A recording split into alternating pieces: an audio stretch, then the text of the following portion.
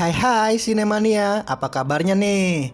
Moga baik-baik aja ya, sehat walafiat, jiwa raga, lahir dan batin.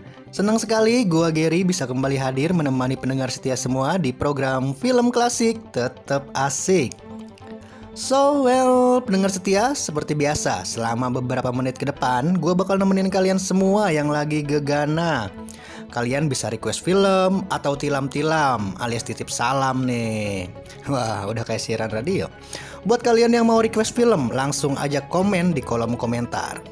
Oke, gak perlu berlama-lama lagi, langsung aja kita kupas secara tuntas dan kita bahas dengan gaya bebas film yang satu ini. Film yang disutradarai oleh Hideshi Hino yang dirilis pada tahun 1985 ini adalah film yang paling bikin kepala gua ngebagel alias bikin sakit kepala.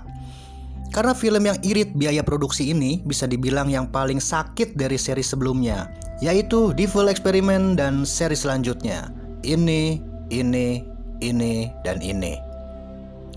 Hingga pada tahun 1991, film asal negeri Sakura ini mendapatkan perhatian dari media massa ketika seorang aktor Hollywood bernama Charlie Sheen menonton film asal Jepang tersebut.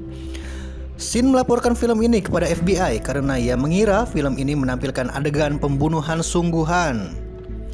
Nah, selang beberapa lama kemudian, FBI menghentikan investigasi tersebut ketika seorang kreator asal Jepang memberikan dokumentasi yang menampilkan proses pembuatan film, termasuk efek visual dari film yang berjudul Bunga Daging dan Darah ini.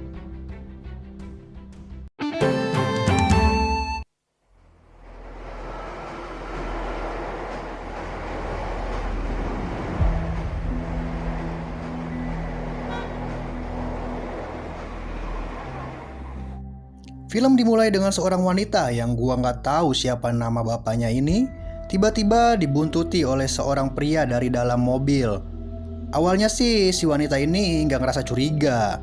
Namun setelah berada di jalan yang sepi dan gelap, akhirnya wanita ini pun menyadari bahwa dia sedang diikuti oleh seseorang. Hingga akhirnya si wanita ini pun mempercepat langkah kakinya hingga berlari kecil.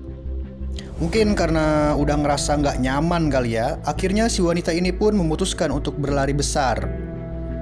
Karena nggak mau kehilangan mangsanya, si pria ini pun tancap gas untuk mengejar wanita tersebut. Nah, tepat di persimpangan jalan, hampir aja si wanita ini menabrakkan diri seperti di serial film Ku Menangis. Adegan kejar-kejaran pun berlangsung dramatis. Namun, apa daya, kaki tak sampai. Wanita ini pun akhirnya tertangkap dan dibekap hingga pingsan.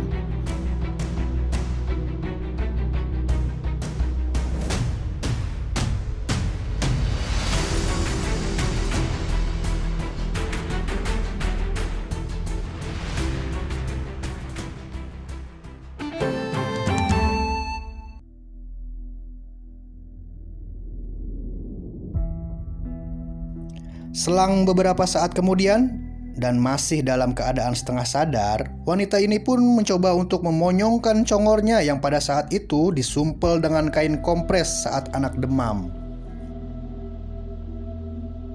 Setelah sadar sepenuhnya dan merasa bahwa nyawanya sedang terancam, si wanita ini pun mencoba untuk berontak. Namun sayang, tangan dan kakinya sudah diikat di atas kasur. Gue sendiri masih penasaran, siapa sih pria yang menculik wanita ini? Dan ternyata dia adalah seorang samurai si pembantai.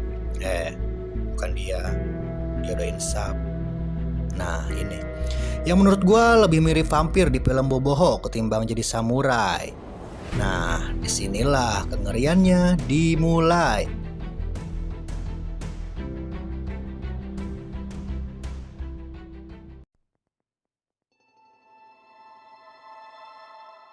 Selanjutnya si pria ini mempertontonkan adegan yang menurut gua sangat-sangat gak hewani, yaitu dengan menggorok leher ayam boiler hidup yang sehat lagi gemuk hingga putus. Dia menggorok leher ayam tersebut menggunakan celurit kecil yang sudah dia asah sebelumnya. Dia ingin menunjukkan bahwa celurit ini tajam loh. Mungkin begitu yang ada dalam benak si PA ini. Hingga pada akhirnya si wanita ini pun histeris dan teriak sejadi-jadinya.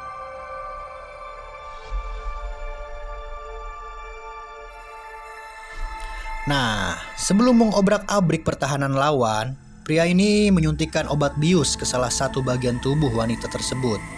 Kalau di bidang kesehatan, pembiusan ini disebut dengan anestesi. Tujuan dari obat bius ini adalah membuat mati rasa area tubuh dan bahkan bisa membuat kita tak sadarkan diri. Setelah pria ini menyuntikkan obat bius ke salah satu bagian tubuh wanita tersebut, akhirnya rontoklah pertahanan wanita ini hingga dia terkulai lemah, tak berdaya, dan larut dalam mimpi-mimpi.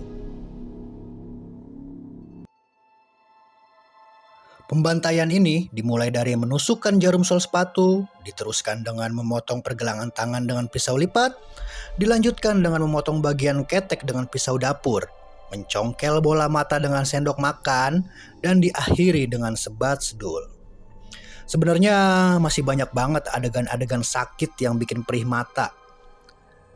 Karena hampir semua alat-alat perkakas digunain di film ini. Percaya atau tidak, ini terlihat nyata.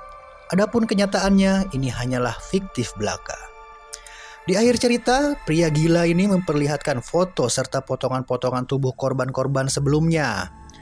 Nah, yang bikin gua ngilu dan bikin bulu di sekujur tubuh gua bergidik, potongan-potongan tubuh tersebut ada yang dipajang di dinding, ada yang disimpan dalam toples kue nastar, ada juga yang taruh di akuarium lengkap dengan bluk-buk-bluk-buknya, dan ada juga yang dipajang di pot bunga hingga banyak satwa liar seperti belatung dan cacing yang hidup subur dan makmur.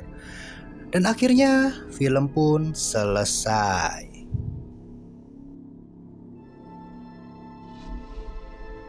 Buat kalian yang demen banget sama film-film gore yang banyak banget adegan berdarah-darah, film ini sunah banget buat kalian tonton.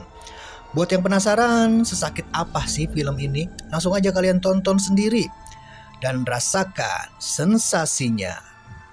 Jadi apa pesan moral yang disampaikan dalam film ini? Jawaban gue adalah gak ada. Karena dari awal hingga akhir cerita, film ini hanya menampilkan adegan mutilasi. Jadi enggak banget gue saranin buat yang lemah syahwat. Maksud gue yang lemah mental, khususnya anak-anak di bawah umur.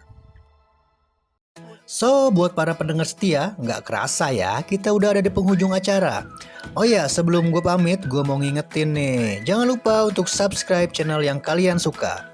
Dah, gitu aja. Akhir kata, gue Gary pamit undur diri. Kita ketemu lagi minggu depan di acara dan program yang sama. Dadah!